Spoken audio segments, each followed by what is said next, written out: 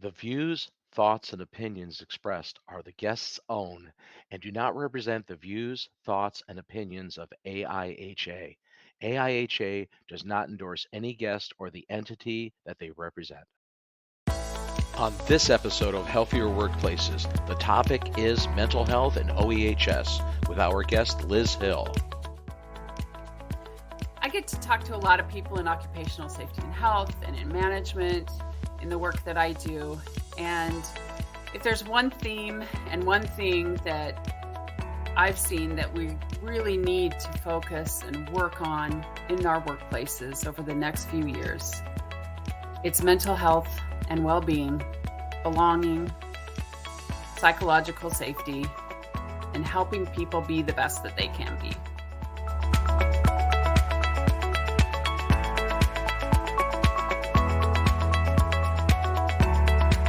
Welcome to another episode of Healthier Workplaces.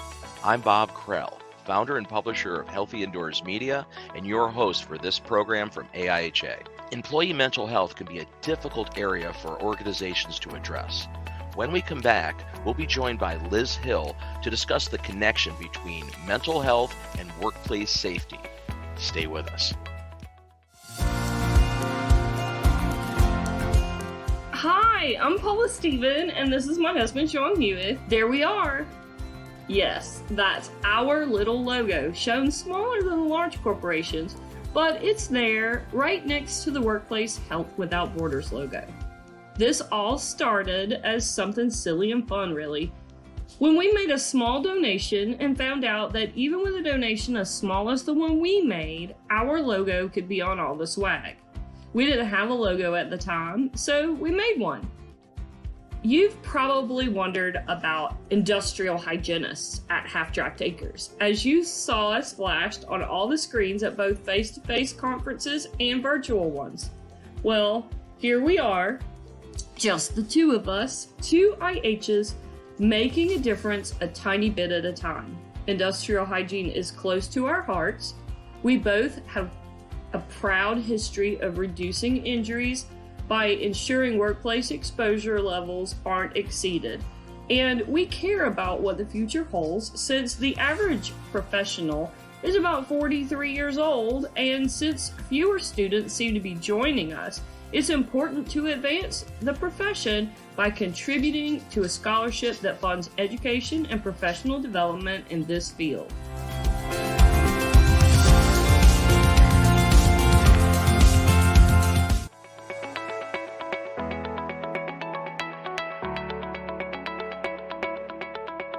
So welcome to Healthier Workplaces, Liz. Thank you for joining us. Really important topic. We're talking about mental health and in the workplace. So that's a topic that maybe people are a little afraid to broach, right? Yeah, and thank you for having me, and thank you for your warm welcome. I'm excited to talk about this, and I would say I see this changing. It used to be that people were very afraid to talk about it, and over the past few years, we've become more and more comfortable about talking about mental health in the workplace and the things that we can do as OEHS professionals. I'm still stumbling over that. And also, as managers and supervisors, all the things that we can do in our organizations to really help people have the best mental well-being that they can have. Yeah, and that's super important, right? I mean, there is apparently, I guess we don't talk about it enough, but there is a definite connection, right, between mental health and workplace safety, right? And it's, let's talk about that a little bit. How you see those two linking and how they really, are may or may not be intertwined. Well, I think what's interesting to me is that what I get to do in my job is, total worker health advisor, and I'll talk about total worker health a little bit later, maybe, is that one of the things that we talk about in the total worker health world is expanding what we think of as hazards and exposures, and that means we're looking at stress and stress in the workplace and stressors in the workplace as hazards. And so what comes into play then is psychosocial hazards and other stressors that we know are causing stress for folks.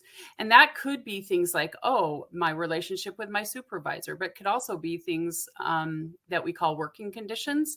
Things like, what's my workload? Do I have enough time to get the work done that is expected of me? Are there other things going on in the workplace that are causing stress? What's the tension, for example, between the demands that I have in the workplace and the demands that I have in my personal life? And do I feel like I have the flexibility to be able to take care of both of those demands that are placed upon me? That's another really big place that we see workplaces being able to offer some support that could really help people's stress levels and foster mental well-being.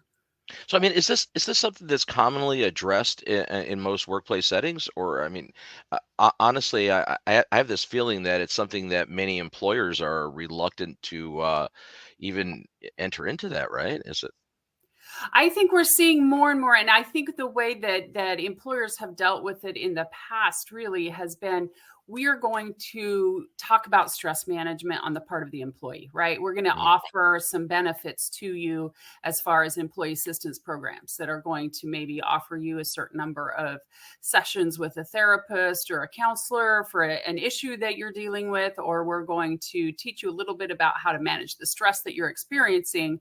And what we're trying to say now and trying to get to now is, we're going to look at the sources of the stress, which we know in occupational safety and health is where we really ought to be focusing our efforts in the first place when we think about any hazard and exposure. Is what's the source? How can we control that source in the best way possible? And then we're taking that to a level, an organizational level, so to speak, where we're managing the stressor instead of the person having to manage the stress that they're experiencing.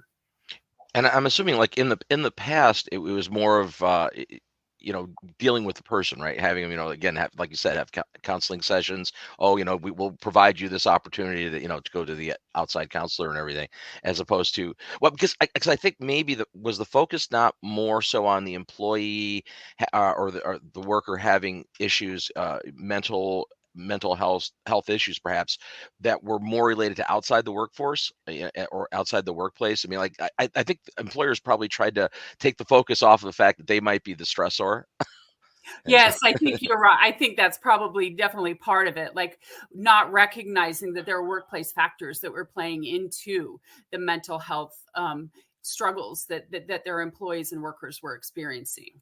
Like, oh, okay, well, it's a personal problem, or, sure. they're having family issues that they're dealing with. And okay, that takes the pressure off of us to have to really look at ourselves and see what's going on within our organization.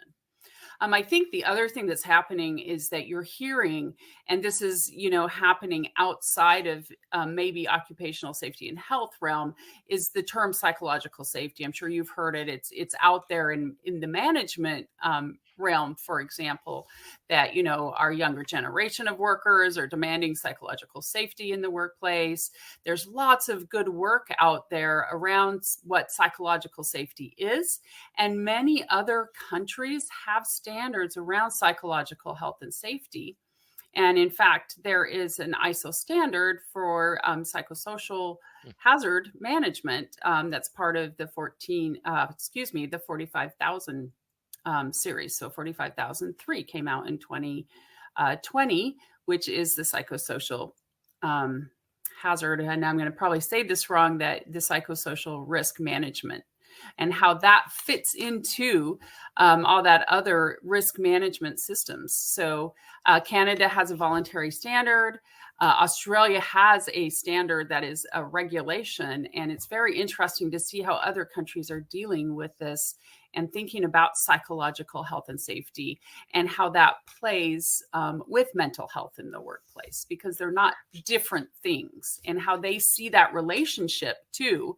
Well, what does that mean for safety in the workplace? So it's more than just, hey, we're managing these physical or biological or chemical hazards and exposures. We want people to feel safe here and have that experience of feeling safe.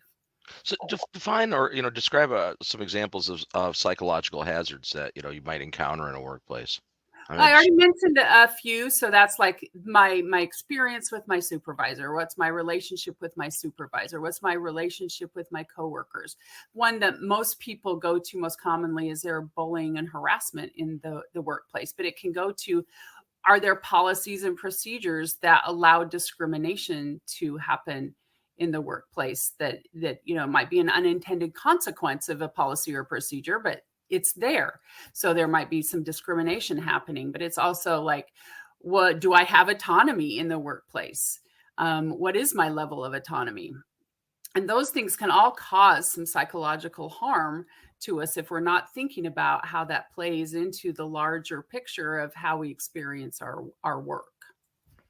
So I guess that's a good segue into how does an organization or management have that hard conversation about mental health in a workplace environment? How do we actually what's the best way to address that, in a corporate setting or in a workplace setting? Well, that's a really good question. And I don't think there's like a one thing that any organization can do. I can't say, oh, if you do this, like it's a magic bullet. I think that every organization has their own kind of culture and can find things, but I think there's some really great examples out there.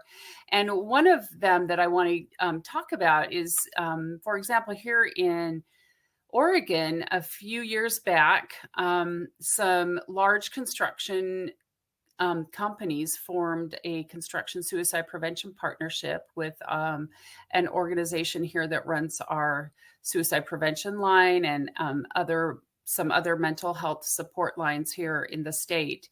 And they work together to really think about, how do we look at, because we know we have high suicide rates in the construction industry, how do we support our workers? How do we really get to some practices that will help reduce suicide in the construction industry? And so they came up with some very practical things. So they have a suicide prevention plan template that construction firms can take and look and make their own. So looking at, okay, here's some things that you need to include, but you have specific conditions in your company that you might need to have this piece, but not that piece. They did things like interactive toolbox talks where you actually have the conversation. So one of the first things that they really wanted to take on is stopping the stigma, just talking about, we all have mental health struggles.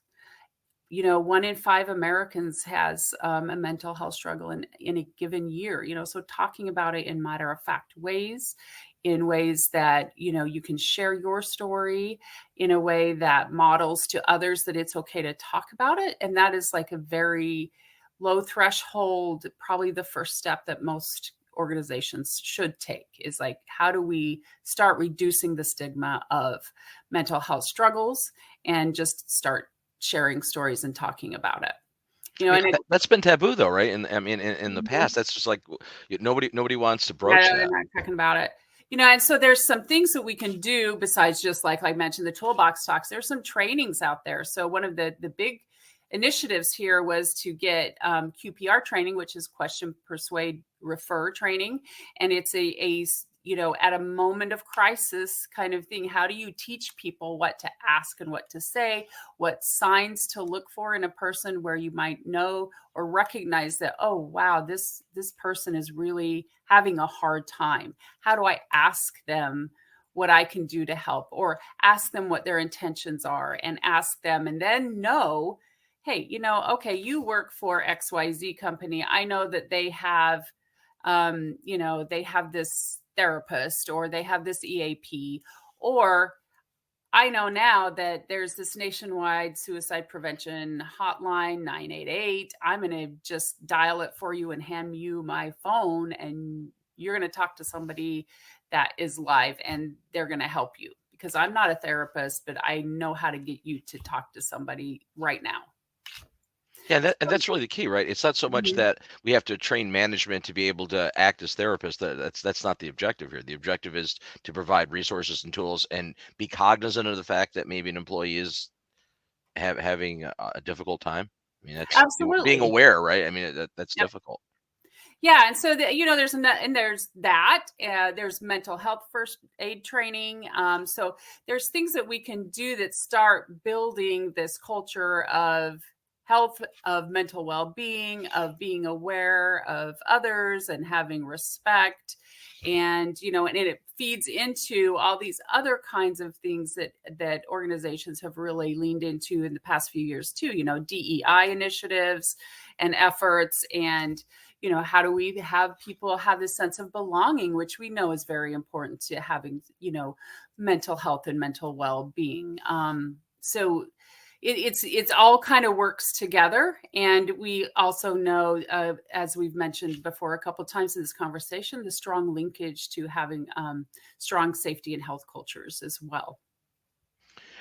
And that is a cultural shift, right? I mean, for many organizations, this will be a cultural shift to actually take, workplace safety has been at the forefront for a while. And I think, companies are very cognizant of that, and, worrying about workplace, like you said, biological hazards, fall hazards, things like that. But, the mental health issues, like it doesn't seem like it seems like that's super important. And it's something that's probably been vastly overlooked for a long time. Yeah, I think so. I think that, and I hesitate to bring this up because I feel sometimes we're burned out about talking about the pandemic, but it really brought to the surface a lot of issues. And if you talk to organizations now, which I get to do, what they're really concerned about, at executive level, at management level, is we have a really high turnover. We're having a hard time keeping people.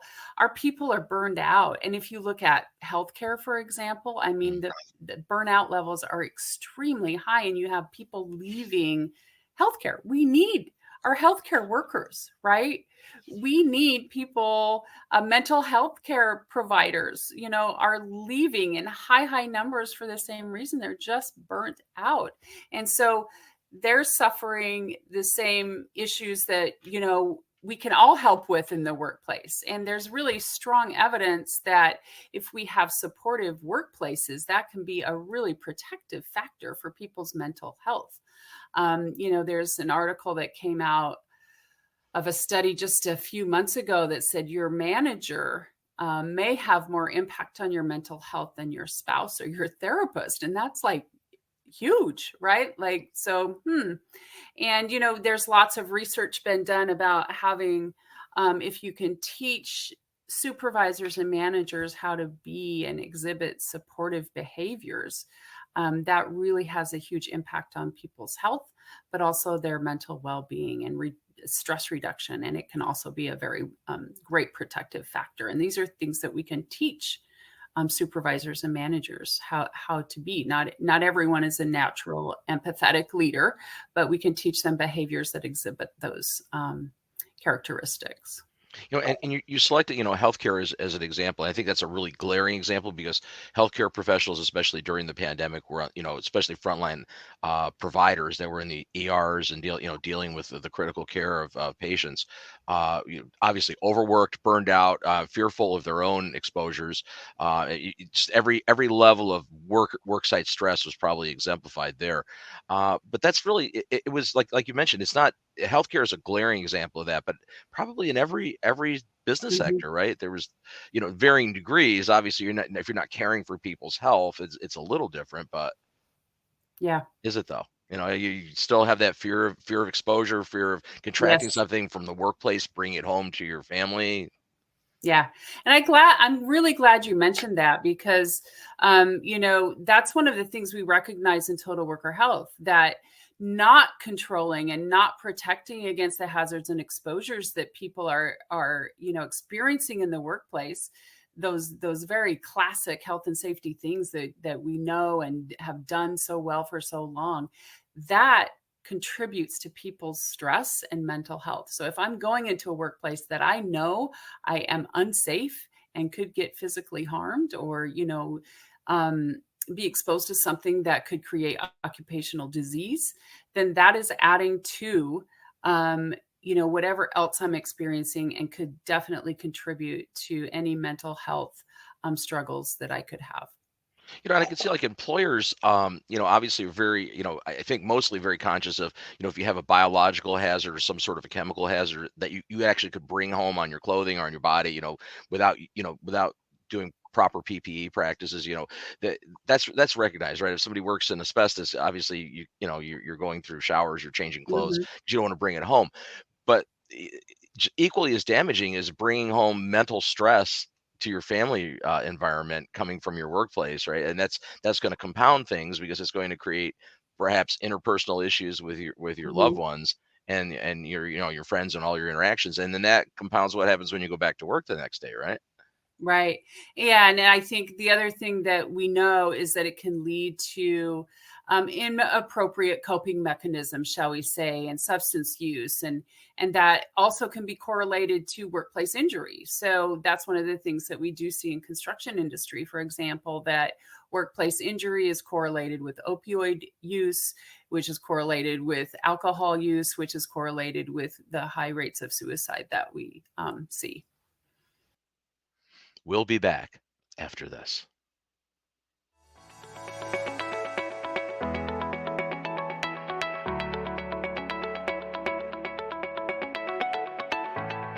Here's our consultant, Sarah. She's always looking for ways to grow her network and increase her business. But advertising is expensive. There are lots of competitors, and sometimes she has trouble finding the right audience. Luckily for Sarah, the American Industrial Hygiene Association, AIHA, offers the perfect low-cost solution, the AIHA Consultants Listing. This listing is the perfect resource for consumers and businesses, and especially for those in need of highly specialized and qualified industrial hygienists. Every year, AIHA sends the consultants listing to thousands of decision makers nationwide in a variety of industries, including legal, real estate, trade associations, academics, hospitals, and all levels of government, including most federal agencies. It's also readily available online through their website. Sarah had no idea the consultants listing was such a valuable low-cost resource. Now she knows getting into the directory makes perfect sense to better her business. It didn't take long before Sarah found her network expanding, and she was even pulling ahead of her competitors. The AIHA Consultants Listing, your link to building a larger network.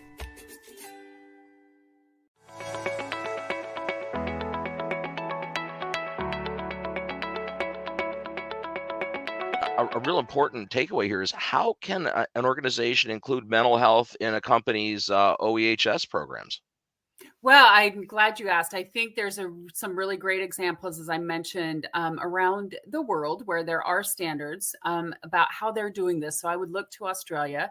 There are standards there, and folks that are interested in looking at how do we do this in our organization can look there.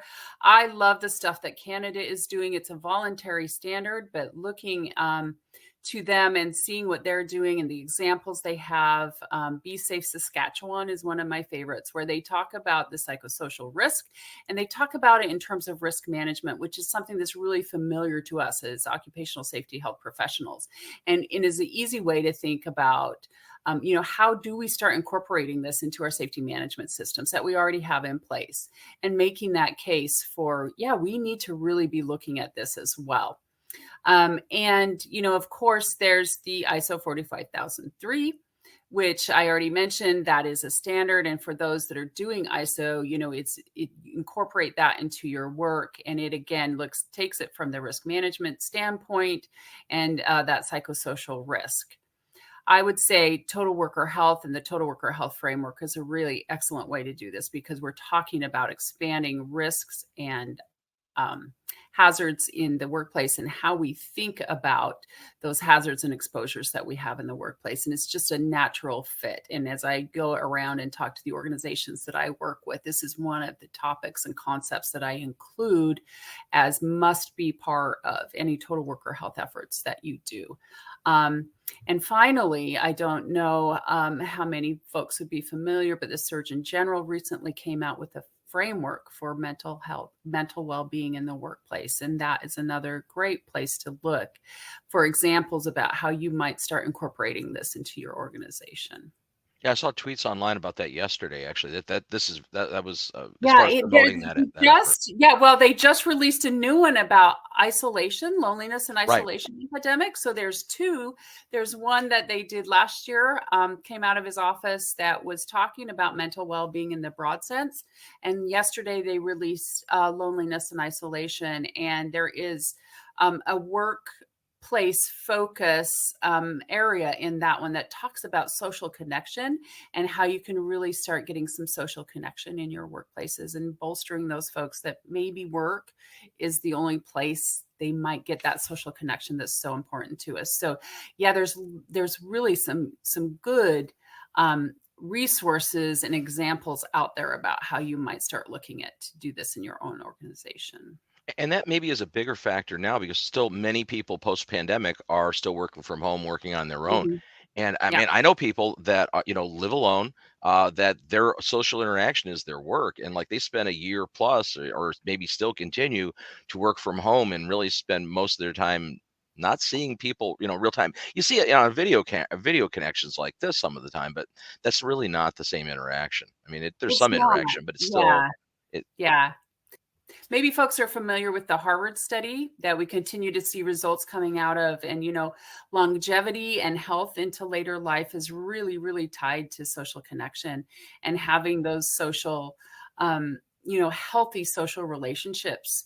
And so, it can be really important and thinking about how you do social connection at work. And especially, as you mentioned, in the era of remote teams, and how do you make this work and how do you foster those social connections can be really important to folks' mental health.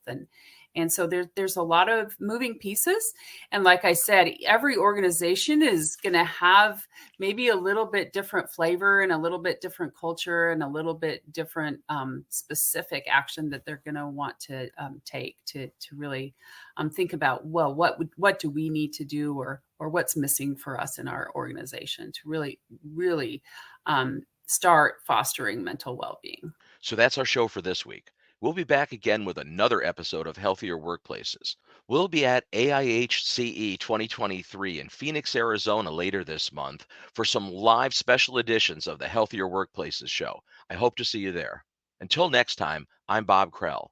Stay healthy.